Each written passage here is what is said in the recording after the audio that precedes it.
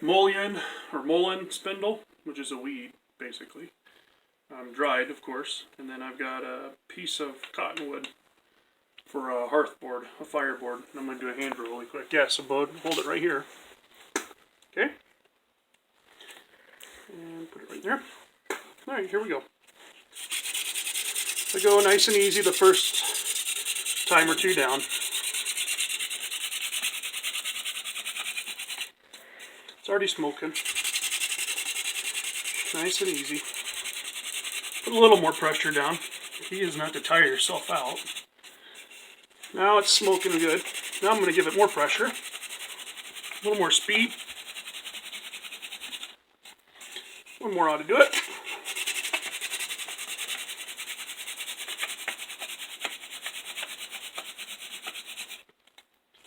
Okay, Michael. And he's got a fire. Yep, bring it over here.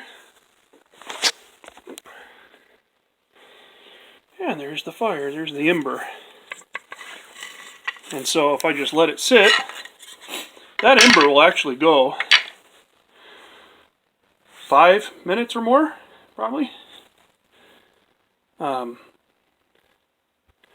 It'll just consume all that, and you kind of wave your hand. Of course, the next part would be transfer it to a tinder bundle, shredded grass or bark, something like that, and blow it into a flame.